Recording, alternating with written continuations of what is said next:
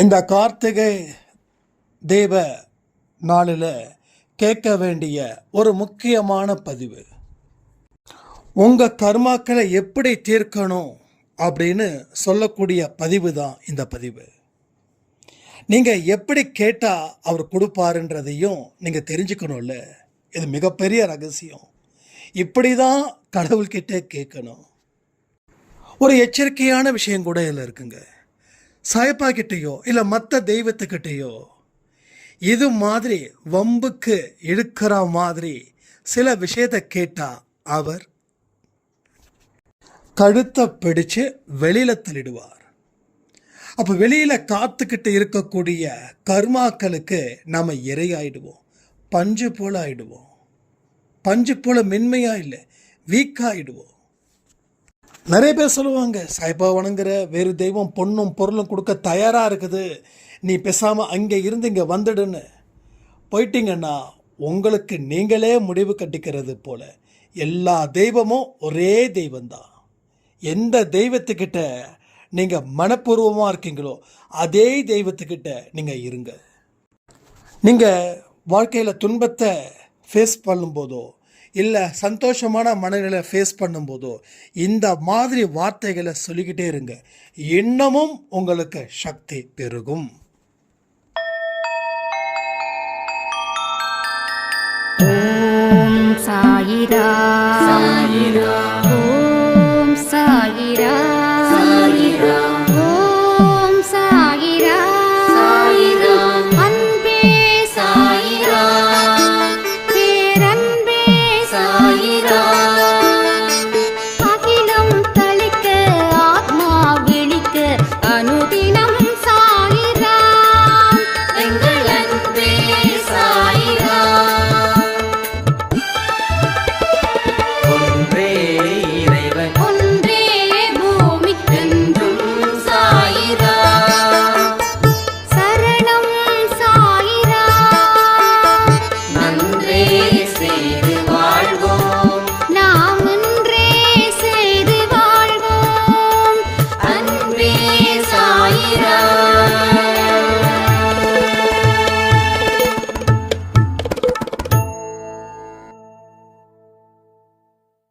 சாய்ராம். என் உயிரின் உயிரானவர்களே, தொடக்கத்தின்படி வாழ்க்கை எல்லாமே சிறப்பாக இருக்கும்.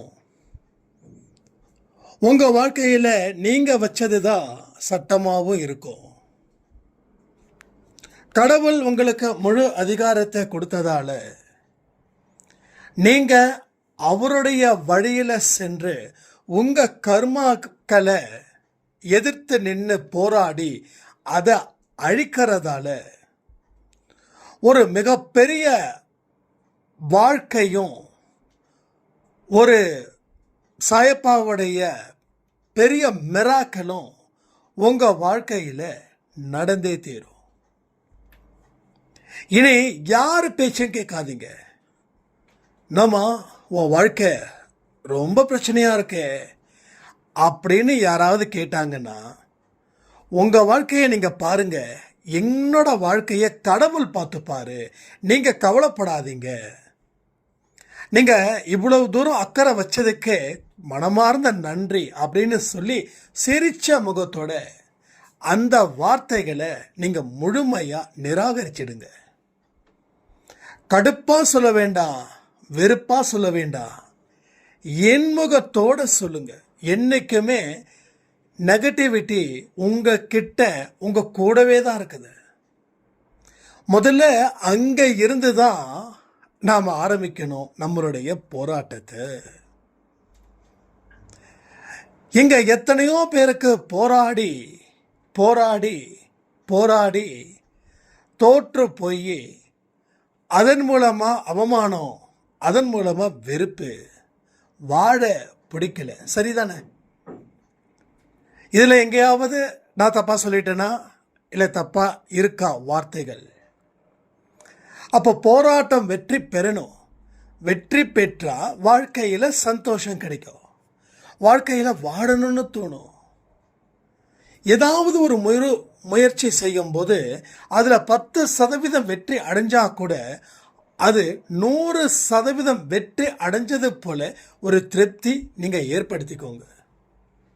சில பேருக்கு இதெல்லாம் ஒரு வெற்றியா, நான் முயற்சி பண்ணதுக்கு இந்நேரம் எங்கேயோ போயிருக்கணும், ஆனால் இவ்வளவுதான் என்னோட வெற்றி நினைக்கும் போது வெறுப்பா இருக்குது அப்படின்னு சொன்னவங்க வாழ்க்கை அதோடு முடிஞ்சிடுது. அப்போ சின்ன ஒரு முயற்சி இல்லை பெரிய முயற்சியில் சின்ன வெற்றி, அந்த வெற்றி கிடைச்சிருக்கேன்னு சொல்லி கடவுளுக்கும் பிரபஞ்சத்துக்கும் அந்த வெற்றியை கிடைச்சதுக்கு 1-2 பர்சன்ஸ் இருப்பாங்க இல்லையா, அவங்களுக்கும் நன்றிகளை மனப்பூர்வமாக தெரியப்படுத்துங்களேன். அதுக்கப்புறம் பெரிய விஷயத்தை நம்ம சாதிச்சிடலாம்.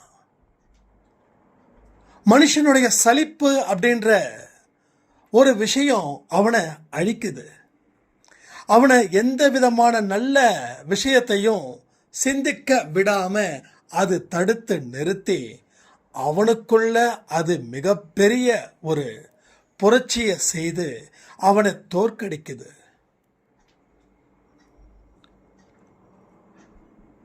நாம இன்னைக்கு நடக்கிறோம், ஓடுறோம். பிறந்த உடனே நடந்தோமா ஓடணுமா? ஸ்டெப் பை ஸ்டெப்பாக தானே நம்ம வந்தோம்.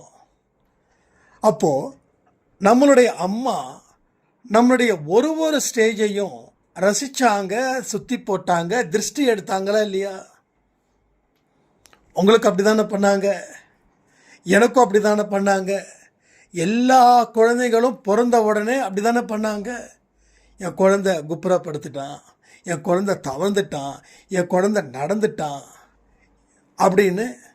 ஸோ அந்த ஸ்டேஜில் அம்மா எவ்வளவு சந்தோஷப்படுறாங்களோ அதே போல் நீங்களும் சிறு முயற்சிகளோ இல்லை பெரும் முயற்சிகளோ செய்யும்போது ஒரு சின்ன வெற்றியை வந்த உடனே கடவுளுக்கு தேங்க்ஸ் பண்ணுங்க. நான் எதிர்பார்த்ததுக்கு பயங்கரமான பலன் கிடைச்சிருக்கணும், ஆனால் இதை வச்சு நான் எப்படி வாழ்கிறது அப்படின்னு கேட்டுட்டிங்கன்னா அந்த கிடைச்ச பலன் கூட இனி திரும்ப கிடைக்காத நிலைமைக்கு போயிடும். அப்போ நம்ம மனசை எப்படி உற்சாகமாக வச்சுக்கிறது? ஒரு சாய்ராமுடைய கேள்வி. செய்யக்கூடிய எல்லா காரியத்தையும் உற்சாகமாக செய்யுங்க. அதில் ஒரு மனசில் ஒரு சந்தோஷம் கிடைக்கும். ஒரு வீட்டை க்ளீன் பண்ணணும் அப்படின்னு எடுத்தா கூட அதை உற்சாகமாக க்ளீன் பண்ணி பாருங்க. எந்த ஒரு வேலையும் சரி உற்சாகமாக செஞ்சு பாருங்க. அதில் கிடைக்கக்கூடிய சந்தோஷத்தை பெரும் சந்தோஷமாக நினச்சி அதை கொண்டாடுங்க. உங்களுக்குள்ளே கொண்டாடுங்க, வெளியில் கொண்டாட வேண்டாம். வெளியில் நம்ம கொண்டாடிட்டோம் அப்படின்னா அடுத்த கொஞ்ச நாளைக்கு திண்டாடுற மாதிரி செஞ்சுருவாங்க. அதனால் வெளியில் சொல்ல வேண்டாம். உங்களுக்கு உள்ளே இருக்கக்கூடிய சந்தோஷத்தை நீங்கள் கண்காணிச்சுக்கிட்டே இருங்க. அந்த சந்தோஷத்தை பெரிதுபடுத்துங்க. சந்தோஷம் கிடைப்பதற்கு என்ன என்ன வழிகள் இருக்கோ அத்தனை வழிகளும் முயற்சி பண்ணுங்க. ஒரு 10% இல்லை, 0.1% சந்தோஷம் வந்தால் கூட அதுக்காக கடவுள்கிட்டையும் நீங்களும் சந்தோஷமாக இருங்க. ஏன்னா ஆரம்பமே ஸ்டார்ட் ஆகிடு. ஆரம்பம் சின்னதாக இருந்தாலும் அதனுடைய முடிவு மிக பெரிய அளவில் இருக்கும். ஆனால் நான் பல அடியோட சொல்லியிருக்கேன், சில பேர் ஆரம்பிக்கவே இல்லை வாழ்க்கையை. நீங்கள் ஒரு அடி எடுத்து வச்சிட்டீங்க, அவங்க எழுந்திருக்கவே இல்லை, விழுந்த இடத்துல அவங்க கிடக்குறாங்க. நீங்கள் எழுந்திருச்சு நிற்கிறீங்க, நின்னவங்க கடவுளுடைய வழிகாட்டுதலின்படி அவருடைய நம்பிக்கையின்படி ஒரு அடி எடுத்து வைக்கிறீங்க. அப்போ பிறருக்கு கம்பேர் பண்ணும்போது நீங்கள் சரியான வழியில் நடக்க ஆரம்பிச்சிட்டீங்க. அப்போ இனி நடந்துடுவீங்க. குழந்தை தவழ்ந்து நடக்க ஆரம்பிச்சிட்டா மறுபடி தவழாது. நம்ம இப்போ தவழ்ந்தா போகிறோம். நீங்கள் ஹாலில் டிவி பார்த்துட்ருக்கீங்க, கிச்சன் ரூமுக்கு போகணும், தவழ்ந்துக்கிட்டே போய் சாப்பிட்றீங்களா? இல்லை. அப்போ நம்ம ஆரம்பத்தில் தவழ்ந்தோம், ஆனால் இப்போ நடக்கிறோம். அது போல தான் இங்கேயுமே அப்போ ஒரு பயணத்தை ஆரம்பிச்சாச்சுன்னா நம்மளால நிறுத்த முடியாது. ஏன்னா அந்த பயணத்தில் கிடைக்கக்கூடிய அந்த பேரின்பத்தை நம்ம அடையும் போது அந்த பேரின்பத்தை எந்த முட்டாளாவது வேண்டான்னு சொல்லுவானா? சொல்ல மாட்டான். அப்போ அந்த பயணத்தை ஆரம்பிக்காதவன் தான் அது ஒரு பேரின்பமாக நினைச்சு முடங்கி போய் கிடப்பான். ஆனால் நீங்கள் ஆரம்பிச்சிட்டீங்க. இப்போ அந்த ஆரம்பித்த பயணத்தை நிறுத்துறதுக்கு தான் சில பேர் உங்களை சூழ்ச்சி செஞ்சுக்கிட்டே இருப்பாங்க. 2 வருஷமா இவரை கும்பிட்ற, என்ன நடந்துச்சுன்னு கேட்பாங்க. நிமிஷத்துக்கு நிமிஷம் சாயப்பா சாயப்பான்னு சொல்றீங்க. உன் வாழ்க்கையில் உன் பிரச்சனைகளை தீர்த்து வச்சாரா? உன் குடும்பத்தில் இருக்கக்கூடிய பிரச்சனைய அந்த சாயப்பா தீர்த்து வச்சாரா? இது மாதிரி கேள்விகளை கேட்டு நம்மளை குழப்பத்தை ஏற்படுத்தி அந்த பயணத்தை நிறுத்த வைக்கிறதுக்குன்னு பல கூட்டம் தீவிரமாக செயல்படும். நிச்சயமாக செயல்படும். எனக்கும் செயல்பட்டாங்க.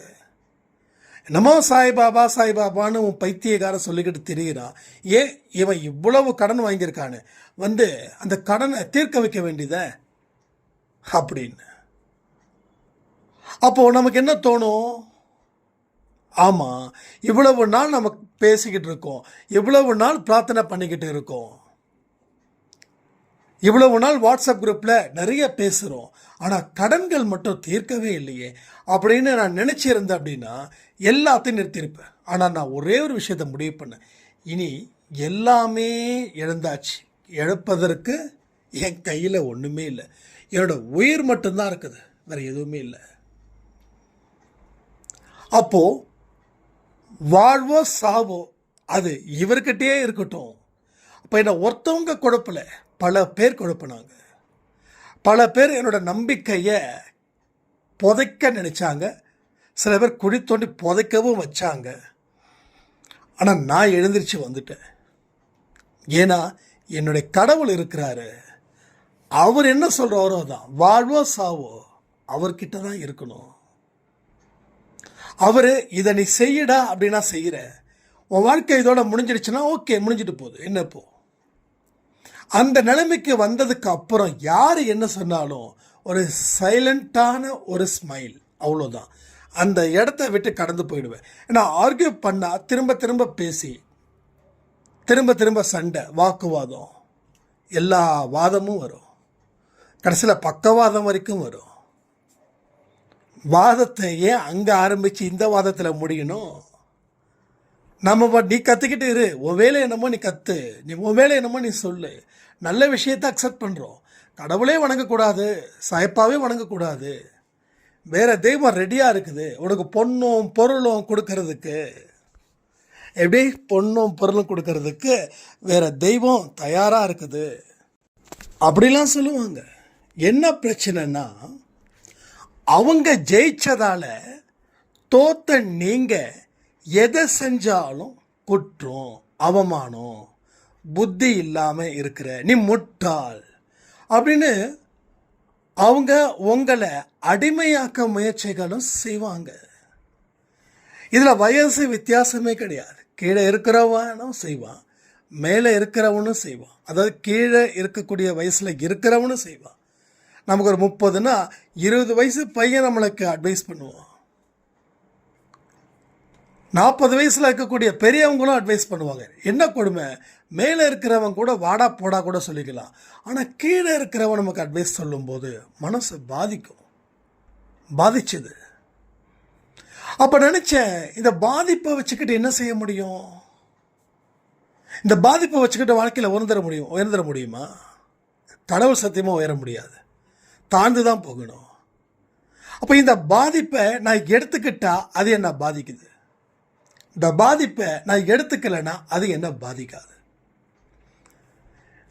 அப்போது நல்ல விஷயங்கள் சொன்னாங்கன்னா சின்ன வயசோ பெரிய வயசோ அதை பற்றி எனக்கு கவலை இல்லை. ஆனால் நான் தோத்துட்டேன்னு சொல்லி நான் செய்யக்கூடிய நல்லதை கூட மோசம்னு சொன்னாங்க அப்படின்னா அந்த இடத்த ஹேண்டில் பண்ணக்கூடிய விதம் அப்படின்னு ஒன்று இருக்குது. அதை நீங்கள் ஹேண்டில் பண்ணாதான் உங்கள் லைஃப்பை நீங்கள் ஹேண்டில் பண்ணவே முடியும். இல்லைன்னா உங்கள் லைஃப்பை வேற ஒருத்தவங்க ஹேண்டில் பண்ணுவாங்க. அதுதான் உங்கள் வாழ்க்கையில் மிகப்பெரிய தரித்திரத்தை ஏற்படுத்தும். உங்கள் வாழ்க்கையோட கண்ட்ரோல் உங்ககிட்ட இருக்குதா? கமெண்ட் பண்ணுங்க. உங்ககிட்ட இருக்கா? அப்போ உங்கள் வாழ்க்கை உங்கள் கண்ட்ரோலில் இருக்குது அப்படின்னா நீங்கள் கொஞ்சம் பரவாயில்லையாக இருக்கீங்க. உங்கள் வாழ்க்கை உங்கள் கண்ட்ரோலில் இல்லைன்னா நீங்கள் மோசமான சூழ்நிலையில் இருக்கிறீங்க. அப்போ இந்த மோசமான சூழ்நிலையில் இருந்து ஓரளவுக்காவது நார்மல் சூழ்நிலைக்கு வரணும். அந்த நார்மல் சூழ்நிலையில் இருந்து அதுக்கப்புறமா வாழ்க்கை உங்கள் கண்ட்ரோலுக்கு வரும். அதற்கப்புறமா உயர முடியும். அப்போது நம்ம வாழ்க்கையில் நமக்கு சரியாக தான் நடக்குது அப்படின்றத தாண்டி உண்மையிலேயே சரியாக நடக்குதா? அப்போ இதில் எது எது தடைகளை ஏற்படுத்தக்கூடிய காரண காரியங்களாக இருக்குது அதை கண்டுபிடிச்சிடுங்க. அதை கண்டுபிடிச்சி அதற்கு தீர்ப்பதற்கு உண்டான வழிகள் இருக்குதான்னு பாருங்க. அப்படி வழிகள் இருந்துச்சுன்னா ரொம்ப எளிய முறையில் அதை ஆரம்பிச்சிடுங்க. எதுவாக இருந்தாலும் சரி எளிய முறையில் தான் ஆரம்பிக்கணும். அதில் மிக மிக எளிய வழி என்ன இருக்குது? ஒரு விஷயத்தை 10 தடவை திங்க் பண்ணும்போது தான் அதற்கு உண்டான வழிகள் தெரியும். அந்த ப்ராப்ளத்தை பார்த்துட்டோம் அப்படின்னா அந்த வழிகள் நமக்கு தெரியாது. தலை சுத்தம், மயக்கம் வரும், ஏன் சுய நினைவை கூட இழந்து போயிடுவோம். நான் சொல்கிறது எல்லாமே உண்மை. அப்போது இதுதான் ப்ராப்ளம், ரைட்? அப்போ இந்த பிரச்சனைக்கு தீர்ப்பதற்கு உண்டான வழிகள் எத்தனை வழி இருக்குது? ஏலேருந்து Z வரைக்கும் வழி இருக்குதான்னு பாருங்கள். அந்த ஏயில் இருந்து Z வரைக்கும் எந்த வழி எளிய வழி, எது சிம்பிள், எதை சால்வ் பண்ண எந்த மனுஷனுடைய ஹெல்ப்பும் தேவையில்லை, இருக்கிற சக்தி போதுமானதாக இருக்குதான்னு பார்த்து அதற்கு உண்டான வழிகளை இருந்து பிரார்த்தனை ஆரம்பிக்கணும். கடவுள்கிட்ட இதை கொடு அதை கொடுன்னு கேட்குறோமே, எதை கேட்டால் அவர் கொடுப்பாருன்ற அறிவு நமக்கு இருக்குதுன்னு நினைக்கிறீங்களா? நிச்சயமாக இல்லை, நிச்சயமாக இல்லை. அப்போது கடவுள் கொடுக்கல அப்படின்னு கடவுள் கொடுக்கல அப்படின்ற மனநிலைக்கு நீங்கள் வரும்போது ஒரு விஷயத்தை நினச்சிருக்கணும், அப்போ நம்ம கேட்டது சரியில்லை அப்படின்னு. இப்போது நான் சும்மா ஒரு பிச்சைக்காரன்னு வச்சுக்கலாம். நான் ஒரு பிச்சைக்காரன். நான் ஒரு ஃபைனான்ஸ் கடைக்கு போயிட்டு எனக்கு 1 லட்சம் ரூபாய் வேணும்னு கேட்குறேன். இப்போ அந்த ஃபைனான்ஸ்காரன் எனக்கு காசு கொடுப்பானா கொடுக்க மாட்டானா? கமெண்ட் பண்ணுங்கள். நான் ஒரு பிச்சைக்காரன், எனக்கு கையில் 5 பைசா கிடையாது. நான் ஒரு கிழிஞ்சு போன துணி போட்டிருக்கேன், ஒரு கையில் ஒரு கிழிஞ்சு போன ஜோல்னா பை வச்சுருக்கேன், காலில் செருப்பு கிடையாது. அப்போ நான் போய்ட்டு ஒரு ஃபைனான்ஸில் இங்கே சொல்கிறாங்க, நாங்கள் உங்களுக்கு ஃபைனான்ஸ் தரோம், மாத தவணையில் தரோம். ஃபைனான்ஸ் கூட வேண்டாம், ஒரு டிவி வாங்கணும். ஒரு ஷோரூமில் போய் நான் இந்த காஸ்டியூம், அதாவது பிச்சைக்காரன்ற காஸ்டியூமோட நான் போய் நிற்குன்னு எனக்கு ஒரு டிவி வேணும்னு சொல்லி கேட்குறேன். இப்போ எனக்கு டிவியை கொடுப்பாங்களா இல்லை என்ன அடித்து விரட்டுவாங்களா? 2ல் என்ன பண்ணுவாங்க? அப்போது நான் இந்த மாதிரி போனால் அவங்க கொடுக்க மாட்டாங்க. அப்போ நான் எந்த மாதிரி போகணும்? கொடுக்குற மாதிரி போகணும். அப்போ கடவுள்கிட்ட எப்படி கேட்கணும்? அவர் கொடுக்குற மாதிரி நம்ம கேட்கணும். அப்போது உன் பிரச்சனை இதுதான். உன்னோட பிரச்சனையோட உச்சியில் சமாளிக்கணும், அதை சால்வ் பண்ணணும்னு கேட்டால் அது கடவுள் கொடுக்க மாட்டார். அதனுடைய அடிநாதத்தில் இருந்து அந்த பிரச்சனையை பார்க்கணும். அங்கே இருந்து தான் ஆரம்பிக்கணும். அங்கே இருந்து தான் நீங்கள் கேள்வி கேட்கணும். அந்த கேள்வி கேட்கும்போது தான் கடவுள் நீங்கள் கேட்ட பலத்தை கொடுப்பார். புரியுதா? இதுதான் கணக்கு. இந்த கணக்கின்படி போனாதான் நீங்கள் கேட்டது எல்லாம் கடவுள் கொடுப்பார். இறைவனிடம் கையேந்துங்கள், அவன் இல்லை என்று சொல்வது இல்லை. நல்ல பாட்டு இல்லை? அந்த பாட்டுக்கு அர்த்தம் இதுதான். நான் ராஜாவாகணும், நான் பிஎம் ஆகணும், நான் கவர்னர் ஆகணும் அப்படின்னு கேட்டால் கொடுக்க மாட்டாங்க. முதல்ல நான் இருக்கிற தெருவில் நான் இன்சார்ஜ் ஆகணும், தலைவன் ஆகணும் அப்படின்னு கேட்டு பாருங்களேன். சரி, கேட்டு பார்த்தா கொடுத்துருவாரா? இல்லை. அந்த தெருவில் 30 வீடு இருக்குதுன்னா அந்த 30 வீட்டுக்கிட்டையும் நீங்கள், அந்த 30 வீட்டுக்காரவங்க கிட்டையும் நீங்கள் அன்பாக அந்யோன்யமாக இருக்கணும், நல்லா பழகணும், அவங்க பிரச்சனைகளை தீர்க்கணும். அப்போ தான் அந்த ஏரியாவுக்கு நீங்கள் யாருன்னு தெரியும். அப்போ தான் அடுத்தது இன்னும் 4-5 தெருவை அங்கே இருக்கிற மக்களுடைய அன்பையும் பெற முடியும். அப்போது அந்த ஊருக்கு உன்னுடைய சுயரூபம் தெரியும். இவர் நல்லவர். இது மாதிரி இங்கே கிருஷ்ணன் ஒருத்தர் இருக்கிற, சுமார் ஒரு இது பேச்சுக்காக சொல்கிறேன். கிருஷ்ணா நல்ல ஏரியாப்பா, சூப்பரானவர்ப்பா அவர். அவரோட ஏரியாவில் பார்த்தீங்கன்னா ஏதாவது பிரச்சனைன்னா அவரை தான்ப்பா இருக்கும் எல்லாரும் கூப்பிடுவாங்க. நல்ல மனுஷன், தங்கமான மனுஷன். எதுவாக இருந்தாலும் டக்கு டக்கு டக்கு டக்குன்னு அவர் முடிச்சு கொடுத்துருவார். பெரிய இடத்தோட தொடர்புலாம் அவருக்கு இருக்குதுன்னு.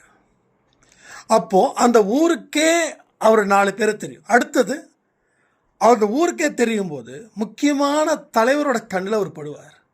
அதுக்கப்புறம் அவருக்கு போஸ்டிங்கு, மந்திரி, அது இது எல்லாமே நடக்கும்.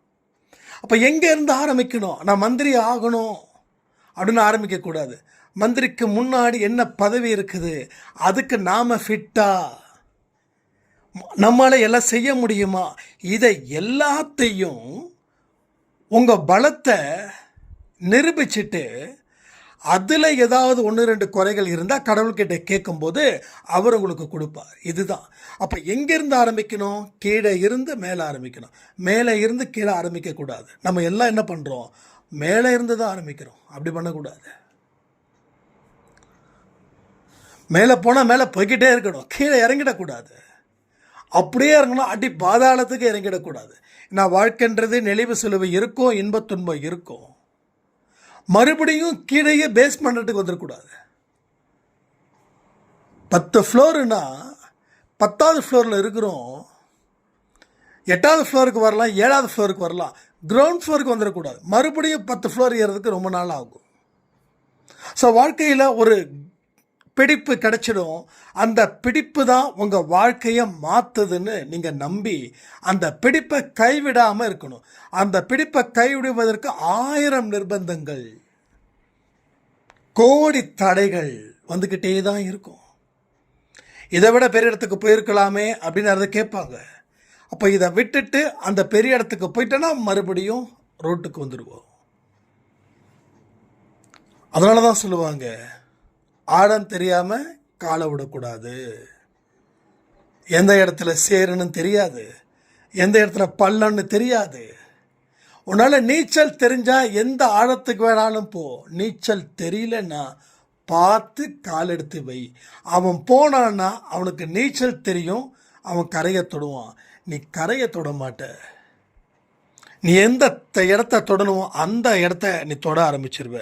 ஆனால் பார்த்து ஜாக்கிரதையாக போ. உன் வாழ்க்கையில் நீ இன்னமும் சாதிக்க வேண்டியது இருக்குது. எந்த காரணத்தை கொண்டும் பின்வாங்கிடாது. இதெல்லாம் நமக்குள்ளே நாம் பேசிக்கிட்டே இருக்கணும். எந்த ஒரு காரியத்தை செய்யும் போதும் உங்களோட பாசிட்டிவ் எனர்ஜெட்டிக் இருந்தால் மட்டும்தான் அதை ரீச் பண்ணவே முடியும். எப்பெல்லாம் கீழே விடுறீங்களோ அப்போல்லாம் பேசுங்க. எப்பெல்லாம் உயரத்தில் இருக்கீங்களோ அப்போல்லாம் பேசுங்க. எப்பெல்லாம் ஒரு நிலைமையோடு இருக்கீங்களோ அப்பெல்லாம் பேசுங்க. ஏன்னா திரும்ப திரும்ப பேசும்போது தான் ஆழ் மனசில் அந்த பதிவுகளை ஏற்படுத்தவே முடியும். நாம் இன்னைக்கு வாழ்க்கையில் இப்படி இருக்கிறோம் அப்படின்னா அதுக்கு பின்னாடி இருக்கிறது அந்த ஆழ் மன சக்தி மட்டும்தான். ஆழ் மனசில் இருக்கக்கூடிய நேர்மறை எண்ணங்களோ எதிர்மறை எண்ணங்களோ எது அதிகப்படியாக இருக்குதோ அதுதான் உங்கள் வாழ்க்கையையே தீர்மானிக்குது. ஒருத்தர் நாட்டோட பிரதமராகிறதும் ஒரு நாட்டோட அதே நாட்டில் பசிக்கும் இருக்கிறதுக்கு இடமும் இல்லாமல் இருக்கிறவங்களும் அந்த ஆழ் மனதில் ஏற்பட்ட தாக்கமே அது 90% எதிர்மறை எண்ணங்கள் கொண்ட ஒரு சக்தியை ஆழ் மனசில் வச்சிருந்தா வாழ்க்கை இன்னைக்கு யாராருக்கெல்லாம் கவலையோட போகுதோ, யார் யாருக்கெல்லாம் அச்சத்தோட பயத்தோட போகுதோ அவங்களுக்கு. ஆனால் எல்லாத்தையும் தாண்டிட்டோம் அப்படின்னு 90% நல்ல ஸ்ட்ராங்கான ஒரு மனுஷனாக இருக்கிறாங்கன்னா அவங்க ஆழ் மனசில் தன்னால் எல்லாம் முடியும் அப்படின்ற ஒரு விசேஷமான வார்த்தைகளை வழிநடத்திக்கிட்டே இருக்காங்க. அதாவது வாழ்க்கையில் உயரணும்னா நிறைய மனிதர்கள் தனக்குள்ள நல்ல சிந்தனைகளை சிந்திச்சுக்கிட்டோ இல்லை தனக்குள்ள பேசிக்கிட்டோ இல்லை தனக்குள்ள ஒரு பரீட்சையை ஏற்படுத்தி அதுக்குள்ள தேர்வை எழுதி விடை காண்டு நல்ல விடைகளை எழுதி நல்ல வாழ்க்கையை அனுபவிப்பவர்களாக இருப்பாங்க. சட்டுன்னு யாரும் பணக்காரர் ஆகிட முடியாது. சட்டுன்னு யாரும் சாதனையாளராக மாறிட முடியாது. அதற்கு உண்டான படிக்கட்டுகள் எத்தனையோ இருக்குது. ஒரு படிக்கட்டும் அவங்க வாழ்க்கைக்கு மிக மிக முக்கியமான ஒரு பாடங்களே. அந்த பாடத்தை தான் நம்ம தெளிவாக படிக்கணும். முதல்ல உங்கள் லட்சியம், நான் திரும்பவும் சொல்கிறேன், இன்றைக்கி காலையில் கொடுத்த பதிவோ இல்லை நேற்று இரவு கொடுத்ததோ தெரியல, லட்சியத்தை பற்றி நம்ம பேசணும். உன்னோட லட்சியம் என்ன? எத்தனை பேருக்கு தெரியும்? எப்படியோ வாழ்க்கையை ஓட்டிட்டா போதும் அப்படின்னு நினைக்கிறவங்களுக்கு அன்பே சாயில் இடமே இல்லை. வாழ்க்கையில் சாதிக்கணும் அப்படின்றவங்களுக்கு தான் அன்பே சாயில் இடம். அவங்களுக்கு தான் இந்த ஸ்கூல் ஃபிட் ஆகும், மற்றவங்களுக்கு இந்த ஸ்கூல் ஃபிட் ஆகாது. பரிகாரத்தின் மூலமாக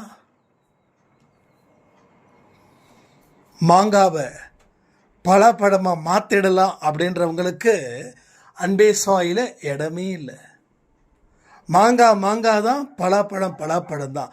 உனக்கு மாங்காய் வேணும்னா மாங்காய் செடி வை, பலாப்பழம் வேணும்னா பலாப்பழத்துக்கு உண்டான முயற்சிகளை செய். அதை செய்யாமல் இதையும் அதையும் மாற்றணும்னு நினச்சேன்னா நீ கடைசி வரைக்கும் இன்னைக்கு இல்லை நாளைக்கு மாற்றிடுவேன்னு சொல்லி நாட்களை கழிச்சுக்கிட்டு உன் வாழ்க்கை என்னைக்கு உன்னோட கர்மா முடியுதோ அன்னைக்கு இந்த உலகத்தை விட்டு போவதற்கு நீ தயாராக இருக்கணும். அப்படி என்ன சாதிச்ச? ஒன்றும் சாதிக்கலை. வந்த வாழ்ந்த துன்பத்தை மட்டும் சேர்த்து வச்ச. அந்த துன்பம் உனக்கும் உன் குடும்பத்துக்கும்.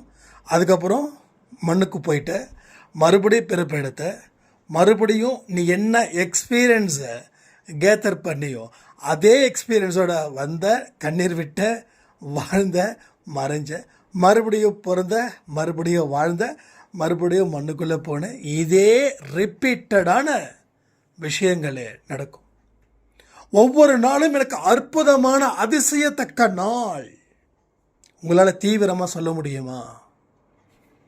அப்போது எப்படி யார் தீவிரமாக சொல்ல முடியும் கேட்டிங்கன்னா, ஒரு நாளையும் சிறப்பாக உருவாக்கியவர்களுக்குத்தான் அடுத்த நாளுக்காக ஏங்குவாங்க. அடுத்த நாள் எப்படா விடியும்? இன்னைக்கு நாளுக்கு உண்டானது அத்தனையும் நான் முடிச்சிட்டேன், நேரம் 10 அடுத்த நாளுக்கு உண்டானதை நான் ரெடி பண்ணணும்னு சொல்லி அடுத்த நாளுக்காக தவம் இருக்கக்கூடியவர்கள் எத்தனை பேர் சொல்லட்டுமா? உலகத்தில் யாருமே இல்லை, யாருமே இல்லை. எல்லாரும் பாசிட்டிவாக பேசுவாங்க. ஆனால் தனிப்பட்ட இடத்துல அவங்க எப்படிப்பட்ட ஆளுன்றதை அவங்களுக்கு தான் தெரியும். ஆனால் அந்த இடத்தையும் நம்மளால் உருவாக்க முடியும். அதற்கு உண்டான பயிற்சியையும் நான் பயிற்சி எடுத்துக்கிட்டு தான் இருக்கேன். சில நேரத்தில் கன்ஃபியூஷன், அந்த கன்ஃபியூஷனில் ஒரு தெளிவு. அப்போது நான் தெளிவாகணும்னா நிறைய கன்ஃபியூஷன்ஸ் எனக்குள்ளே வரணும், நிறைய சந்தேகம் வரணும். இந்த கன்ஃபியூஷன்ஸ், இந்த சந்தேகம், இது எல்லாமே வந்து தான் ஒரு கிளியர் விஷன் எனக்கு கிடைக்குது. அந்த கிளியர் விஷன் தான் நான் உங்களுக்கு இது மாதிரி சொல்லிக்கிட்டே இருக்கேன். ஸோ எல்லா விஷயங்களும் பர்ஃபெக்டாக நடக்கணும்னு எதிர்பார்க்கறத விட எல்லா குழப்பங்களையும் சமாளிக்க முடியும், எல்லா துன்பத்தையும் எதிர்கொள்ள முடியும், எல்லா அனுபவத்தையும் பெற முடியும். இந்த உலகத்தில் பர்ஃபெக்ஷன் அப்படின்றது எதுவுமே இல்லை. நீங்கள் பர்ஃபெக்டாக இருக்கணும் அப்படின்னா நீங்கள் நடிக்கிறீங்கன்னு அர்த்தம். நான் நல்லவனாக வாழணும்னா நீங்கள் நடிக்கிறீங்கன்னு அர்த்தம். நீ நல்லவனோ கெட்டவனோ அதை ஃபோக்கஸ் பண்ணாத. நீ செய்யக்கூடிய செயல் உனக்கும் மற்றவங்களுக்கும் உதவியாக பிரயோஜனமாக இருக்குதான்றதை மட்டும் பாருங்க. நம்ம ஒரு சைடு மட்டுமே பார்க்குறோம், இன்னொரு சைடு கோட்டை விட்டுடுறோம். 2 சைடும் பார்க்கணும். கடவுள் ஒரு கண்ணு கொடுக்கல, ஒரே காட்சி, ஆனால் 2 கண்ணு. இதெல்லாம் என்ன அர்த்தம்? இந்த அர்த்தத்தை யார் எப்படி வேணாலும் சொல்லலாம். ஆனால் நான் எனக்குள்ள நான் படித்தது என்னென்னா, இந்த உலகம் 2 உலகம். ஒன்று வெளி உலகம், இன்னொன்று உள் உலகம். இந்த சந்தோஷ் அப்படின்றவன் வெளி உலகத்தை ஒரு மாதிரியும் உள் உலகத்தை வேறு மாதிரியும் பார்க்குறான். அப்போ வெளி உலகமும் உள் உலகமும் ஒன்றாக இருக்குதான டிஃப்ரெண்ட், ஏகப்பட்ட டிஃப்ரெண்ட்.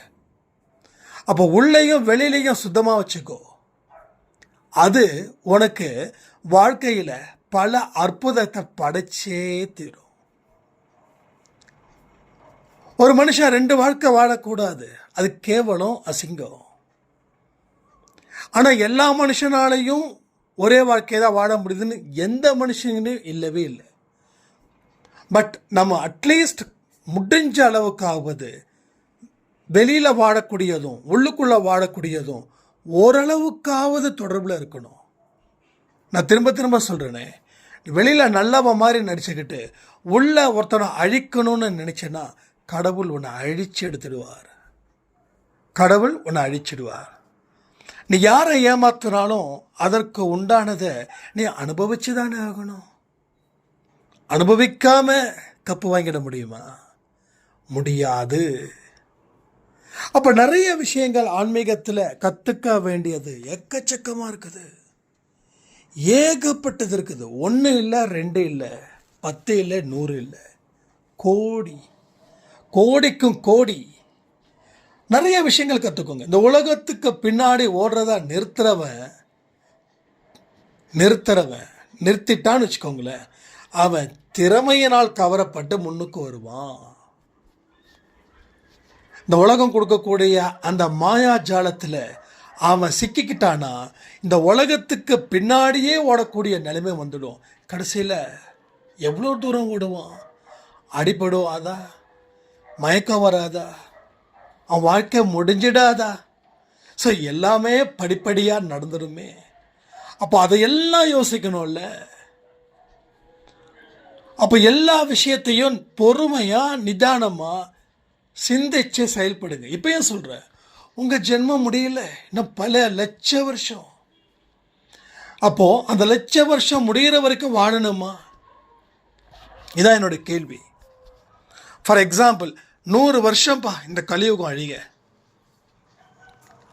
100 வருஷம். நான் ஒரு உதாரணத்துக்கு சொல்கிறேன். இப்போ நம்ம 10 வருஷம் இருக்கும், அடுத்தது 16 வருஷம் பிறக்கணும் மறுபடியும். அதாவது 100 ஜென்மன்னு வச்சுக்கலாம். சாரி, வருஷம் சொன்னால் இங்கே கன்ஃபியூஸ் ஆகிடும். 100 ஜென்மம், 100 ஜென்மத்துக்கு உண்டான காலக்கேடு. அப்போ நம்ம 100 ஜென்மம் எடுக்கணும். அப்போ முன்னாடியே அதை முடிச்சிடலாமா? ஒரு 10-20 ஜென்மத்தில் நம்ம பாவத்தை கழுவி புண்ணியத்தை சேர்த்து நம்மளுடைய ஆன்மா பிறப்பற்றதா மாற்ற முடியுமா? மாற்ற முடியாதா? அது கடவுளோட பாதத்தில் போய் சேரணுமா? சேர்க்க முடியுமா? சேர்க்க முடியாதா? அப்போ இதை எல்லாத்தையும் சிந்திக்கும் போது செயல்படுவோம். அப்போது செயல்படும் போது பாவத்தை செய்வதை வாடிக்கையாக எடுத்துப்போமா, இல்லை புண்ணியத்தை செய்கிறத வாடிக்கையாக எடுத்துப்போமா? அதாவது அன்பே சாயில சாப்பாடு கொடுத்தவங்களுடைய லிஸ்ட்டு நம்ம கொடுத்துருக்கோம். எத்தனை பேர் தெரியுமா? இன்னைக்கு மதியம் 12-1 மணி வரைக்கும் 35 பேர். நம்ம 1000 பேர் இருக்கோம், 1,00,000 பேர் இருக்கோம், அதை விட்டுருங்க. ஆனால் ஈஸ்வரியோட ஸ்டேட்மெண்ட் என்னன்னா, போன தடவையை விட இந்த தடவை 2 நாளில் 2 நாள் கூட முடியல, 35 பேர் கொடுத்துருக்காங்க. அந்த 35 பேரோட வாழ்க்கை எப்படி இருக்கும்? அந்த 35 பேரோடைய பாவங்கள் எந்த அளவுக்கு குறைஞ்சிருக்குது தெரியுமா? கண்ணுக்கு முன்னாடி நடக்கிறதா தாங்க நம்ம நம்புகிறோம். அது அறிவு கட்டத்தனமாக இருக்குது. ஆனால் கண்ணுக்கு தெரியாத எத்தனையோ நல்ல விஷயங்களை கடவுள் நமக்கு உறுதிப்படுத்துகிறாரு. அது தெரிஞ்சுக்க விருப்பம் இல்லை. ஒரு சாய்ராம் சொன்னாங்க, சாயப்பா இருக்கிறாருன்னா என்னுடைய பிரச்சனைகளை தீர்க்கட்டும், அதுக்கப்புறம் நான் நம்புகிறேன். இது எவ்வளவு பெரிய ஒரு கேவலமான ஒரு வார்த்தையாக இருக்குதுன்னு நினச்சி பாருங்களேன். சாயப்பா இவங்க பிரச்சனையை தீர்த்தாதான் சாயப்பாவை இவங்க நம்பி வணங்குவாங்களாம். என்னால் ஆன்சர் பண்ணவே முடியல. அந்த ஆன்சரை இதில் பண்ணிக்கிட்டால் இன்னும் ஈஸியாக இருக்கும்னு நினைக்கிறேன். இன்னும் எத்தனையோ பேர் அந்த மாதிரி நினைப்பு வச்சுக்கிட்டு இருந்தீங்கன்னா ஒரே வார்த்தை தான் சொல்கிறேன். நீங்கள் நம்பி தான் அவர் வாழணும் அப்படின்னு அவசியம் இல்லை. அவரை நம்பினா நீங்கள் வாழலாம், அவரை நம்பலைன்னா நீங்கள் வாழ முடியாது. சாய்ப்பா மட்டுமா இல்லை, எந்த கடவுளாக இருக்கட்டும், சாய்ப்பா தான் உங்கள் வாழ்க்கையை மாற்றுவார்னு நான் சொன்னேன்னா என்னை விட ஒரு முட்டாள் உலகத்திலே இல்லை. கடவுளுடைய தன்மை அப்படிப்பட்டது. நீ எந்த கடவுளை நம்பினாலும் அந்த கடவுள் உன்னை காப்பார். ஆனால் கடவுள் ப்ரூஃப் பண்ணணும் அப்படின்னா கடவுள் உன்னை கழுத்தை பிடிச்சி வெளியில் தள்ளிடுவார், கழுத்தை பிடிச்சு வெளியில் தள்ளுவார். பெற்றவர்கள் குழந்தைங்க தப்பு பண்ணால் கழுத்தை பிடிச்சி வெளியில் தள்ளினா என்ன தெரியுமா ஆகும்? வெளியில் பல பேர் வெயிட் பண்ணிகிட்டு இருக்கான், காத்துக்கிட்டு இருக்கிறான். எதுக்கு தெரியுமா? நாம் அந்த பையன் பண்ண தப்புகளை தட்டி கேட்க எப்படா வீட்டை விட்டு வெளியில் வருவான், அப்போ ஒட்டு மொத்தமாக தட்டி கேட்கலாம் அப்படின்னு காத்துக்கிட்டு இருக்க கூட்டம் நிறைய இருக்குது. அப்போ கழுத்தை பிடிச்சி வெளியில் தள்ளிட்டாரு அப்படின்னா வெளியில் இருக்கக்கூடிய கர்மாக்கள் நம்மளுடைய இறைக்காக இயங்கும். எதெல்லாம் எவ்வளவு கடனை தீர்க்க முடியுமோ அது எல்லாம் நம்மளை தீர்த்துக்கும். ஆனால் நாம் என்ன ஆகிடுவோம்? பஞ்சு மாதிரி போயிடுவோம். பஞ்சு மாதிரி எவ்வளவு தூரம் நாம் திடகாத்திரமாக இருந்தோமோ, நிறைய பேர் அப்படி இருக்கும் பார்த்தீங்கள. ஒரு காலத்தில் எப்படி இருந்தோம்ப்பா, எவ்வளவு ஸ்ட்ராங்காக இருந்தேன், என் பாடி எவ்வளோ ஸ்ட்ராங்காக இருந்தது, என் மைண்ட் எவ்வளோ ஸ்ட்ராங்காக இருந்தது. ஆனால் இன்றைக்கி என்னோடய பாடியும் ஸ்ட்ராங்காக இல்லை, என்னோடய மைண்டும் ஸ்ட்ராங்காக இல்லைன்னா நீ கடவுளுக்கே சவாலுக்கு மேலே சவால் விட்ட. கடவுள் பொறுத்து பார்த்தாரு, கடைசியில் கடவுள் உன்னை கைவிட்டுட்டாரு. கடவுள் கைவிட்டதால் இருக்கக்கூடிய பாவங்கள் எல்லாம் ஒன்றா சேர்ந்து உன்னை கும்மி அடிச்சுது. இதுதான் கூத்து. இன்னும் நிஜமாக சொல்கிறேன். நான் உங்களை பயப்படுத்தவோ இல்லை சும்மா ஏதோ சொல்கிறதுக்கோ இல்லை. இதையெல்லாம் நானும் அனுபவிச்சுன்ற பெருமையில் தான் சொல்லிகிட்டு இருக்கேன். நான் அங்கெல்லாம் அனுபவித்து நிறைய அடி, நிறைய கீழே விழுந்து ஒரு மோசமான நிலையில் அதுக்கப்புறம்தான் யார் என்ன சொன்ன, இனி இவர் தாண்டாயா வாழ்க்கை அப்படின்னு முடிவு பண்ணி தான் நான் இன்னைக்கு வரைக்கும் நான் வாழ்ந்துக்கிட்டு இருக்கேங்க. சரியா? நீங்கள் நம்புங்க, அங்கே போங்க. நம்பினா நீங்கள் காப்பாற்றப்படுவீர்கள், நம்பலைன்னா உங்களை காப்பாற்றுவதுன்றது மிகப்பெரிய கடினமான இலக்கு. யாருக்கு? கடவுளுக்கே. இது எல்லாத்தையும் நல்லா புரிஞ்சுக்கோங்க. சூப்பரான செமையான ஒரு வாழ்க்கையை வாழ்வதற்கு நாம் தயாராகிட்டா எல்லா ப்ராப்ளத்தையும் நாம் நிச்சயமாக சால்வ் பண்ணி ஒரு சரித்திரத்தை படைக்க முடியும். சரித்திரத்தை படைக்கிறவங்க தான் அன்பே சாய் குடும்பத்தில் இருக்கிறவங்க. அன்பே சாயில் ஃபுட்டு டொனேட் பண்ணாதவங்க இன்னும் டைம் இருக்குது. வர 10th டைம் வச்சுருக்கோம். அதனால் சாப்பாடு வாங்கி கொடுத்துருங்க. காக்காவுக்கு சாதம் வைத்தாலும் அது கணக்கு வைத்து கொள்ளப்படும். நாய்க்கு பிஸ்கட் போட்டாலும் கணக்கில் வைத்து கொள்ளப்படும். 1000 பேருக்கு சாப்பாடு போட்டாலும் மனிதர்களுக்கு கணக்கு வைத்து கொள்ளப்படும். ₹1 ஃபுட்டு டொனேஷன் பண்ணுறவங்களுக்கும் கணக்கு வைத்து கொள்ளப்படும். கோடி ரூபாய் கொடுத்தாலும் கணக்கு வைத்து கொள்ளப்படும். செய்யக்கூடிய மனதை பொறுத்து தான் இங்கே வாழ்க்கை. ஸோ பாவத்தை தீர்ப்போம், புண்ணியத்தை அதிகரிப்போம், ஒரு வளமான வாழ்க்கையை வாழ்வோன்னு சொல்லி அனைவருக்கும் கார்த்திகை தீப திருநாள் வாழ்த்துக்கள் சொல்லி இந்த பதிவை நான் முடிக்கிறேன். ஜெய் சாய்ராம்.